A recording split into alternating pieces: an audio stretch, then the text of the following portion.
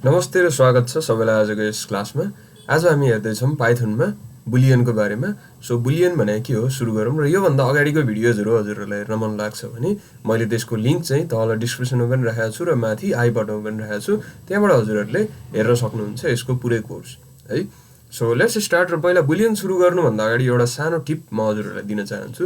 त्यो के हो भने जस्तै म एउटा इक्जाम्पल दिन्छु। मसँग एउटा टेक्स्ट छ अरे, he is a good boy भन्ने एउटा टेक्स्ट छ अरे मसँग है। अब मलाई गुडमा नि मैले यसरी यस्तो हाल्न त सक्छु है, अनि मैले प्रिन्ट पनि गर्न सक्छु। सिङ्गल कोट हालेर मैले प्रिन्ट पनि गर्न सक्छु। ल प्रिन्ट हुँदैछ हाम्रो यहाँ, अलिकति टाइम लागिरहेछ। Okay, he is a good boy हामीले यहाँ प्रिन्ट भएको देखिसक्यौँ है। अब मलाई के चाहियो भने यो गुडमा चाहिँ डबल कोट नै चाहियो के, र बाहिर डबल कोट चेन्ज पनि गर्न मन छैन। त्यसो गर्ने उपाय छ त? यस छ। कसरी गर्ने थाहा छ? डबल कोट हालिदिने पहिला त, नडराइकन है। अब यसले इरर देखाउँछ, एकचोटि हेरौँ त के हुँदो रहेछ। इरर देखायो। अब इरर देखाइसकेपछि हामीले के गर्छौँ भने कुनै पनि इनभ्यालिड टेक्स्टलाई हाल्नु छ भने चाहिँ हामीले एउटा ब्याक स्ल्यास दिन्छौँ। ब्याक स्ल्यास भनेको चाहिँ यस्तो फरवर्ड स्ल्यास होइन, ब्याक स्ल्यास भनेको पछाडिबाट आउने चाहिँ स्ल्यास, जुन हाम्रो किबोर्डमा जेनरली इन्टरको माथितिर हुन्छ। ल मैले यहाँ एउटा ब्याक स्ल्यास थिचेँ र यहाँ पनि एउटा ब्याक स्ल्यास थिचेँ। अब ब्याक स्ल्यासको जादु के हो भने ब्याक स्ल्यास पछाडिको जुन क्यारेक्टर हुन्छ नि त्यो चाहिँ भ्यालिड भइदिन्छ क्या। त्यसले इनभ्यालिड क्यारेक्टरलाई भ्यालिड बनाउने काम गर्छ। जस्तै ब्याक स्ल्यास पछाडि यो छ भने अब यो भ्यालिड भयो। त्यसै गरी यो ब्याक स्ल्यासको पछाडि यो डबल कोड छ भने यो पनि भ्यालिड भयो। नभए त्यहाँ प्रिन्ट गरेर हेरौँ है त। सो प्रिन्ट गरिसकेपछि हामीले देख्न सक्छौँ he is a good boy भन्ने आइसक्यो। सो यो हाम्रो मजाले भ्यालिड भयो है। अब यसपछि हामी जान्छौँ बुलियनमा। So boolean actually one of the very important thing हो। बुलियन पछि गएर एकदमै युज हुन्छ। अहिलेको लागि बुलियनलाई सिम्पल भाषामा बुझ्दाखेरि यो बुलियन भन्ने नाम सुन्ने बित्तिकै हामी डराउँछौँ क्या, तर वास्तवमा डराउनु पर्ने केही पनि छैन। हामीले सानैदेखि यो बुलियनलाई सुन्दै आएका छौँ। कसरी भनेदेखि यो सानोमा हामी स्कुल पढ्दाखेरि नि टिचरले एउटा क्वेसन दिनुहुन्थ्यो कि एक्जाममा, राइट ट्रु अर फल्स भनेर। नेपालीमा पनि आउँथ्यो ठिक बेठिक छुट्याउ भनेर। हो त्यसैलाई भनिन्छ बुलियन। बुलियन भनेको सिम्पल भाषामा भन्दाखेरि ट्रु अर फल्स, कि त ट्रु कि त फल्स, या त हो या त होइन। जस्तै आज पानी पर्छ भनेर मैले भने, या त ठिक या त बेठिक, या त हो या त होइन। त्यस्तोलाई बुलियन भन्छ। जस्तै म एउटा इक्जाम्पल देखाइदिन्छु है त बुलियन। मैले प्रिन्ट गरेँ 4 इज ग्रेटर देन 3 भनेर लेखेँ। यो 4 इज ग्रेटर देन 3 भनेको ट्रु चिज हो कि होइन? 4 त 3 भन्दा ठुलो छ। त्यसैले यसले के प्रिन्ट दिनुपर्छ हामीलाई? ट्रु प्रिन्ट दिनुपर्छ। सो हेरौँ के गर्दो रहेछ यसले ट्रु दियो। भन्नुको मतलब यो के हो त? यो बुलियन हो। यस्तोलाई भनिन्छ बुलियन, जसले चाहिँ ट्रु फल्समा दिन्छ। जस्तै अब एउटा फल्स निकालौँ न त ल। फल्स चाहिँ हाम्रो के हुन्छ भने 4 इज ग्रेटर देन 7 भनेर लेखेँ है त मैले। अब हेरौँ यसले के देखाउँछ। अब यसले देखाउँछ फल्स। सो यसरी हामीले फल्स पनि निकाल्न सक्छौँ। अब अर्को एउटा चाहिँ इक्जाम्पल हेरौँ। 4 इज इक्वल टु 4 भनेर मैले लेखेँ। अब के देखाउँदो रहेछ? ट्रु देखाउँदो रहेछ। भनेपछि बुलियन भनेको सिम्पल के रहेछ? बुलियन भनेको सिम्पल ट्रु फल्स रहेछ है। हामीले सिम्पल भाषामा बुझ्दाखेरि बुलियन भनेको चाहिँ ट्रु फल्स रहेछ है। अब बुलियनमा एउटा नयाँ चिज छ, त्यो के हो भने बुल फङ्सन भन्ने हुन्छ। एउटा के फङ्सन हुन्छ? Bull function. त्यो फङ्सनलाई हामीले कसरी युज गर्न सक्छौँ भने जस्तै मैले प्रिन्ट गरेँ, बुल गरेँ, त्यसपछि मैले कुनै एउटा चिज लेखेँ। जस्तै स्ट्रिङ लेखौँ न ल, हरि भनेर मैले स्ट्रिङ लेखेँ है।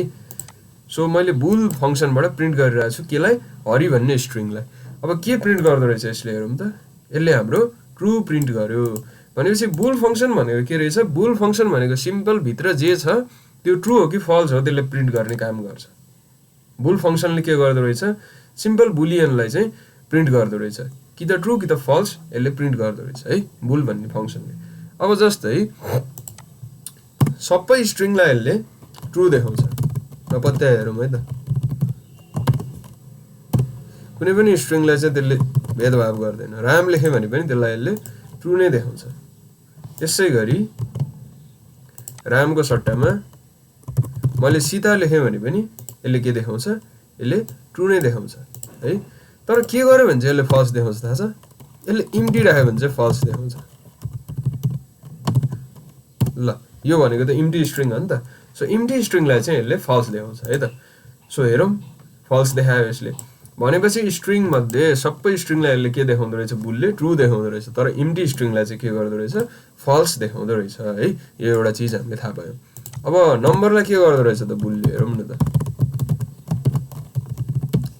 बुल 7 भनेर मैले लेखेँ अब यो प्रिन्ट गरौँ 7 लाई ट्रु देखायो त्यसैगरी अरु नम्बरहरु हालौं न यसो एक दुईटा 3 लाई पनि यसले ट्रु देखायो अब त्यसपछि 0 हाल्नुमा त के देखाउँदो रहेछ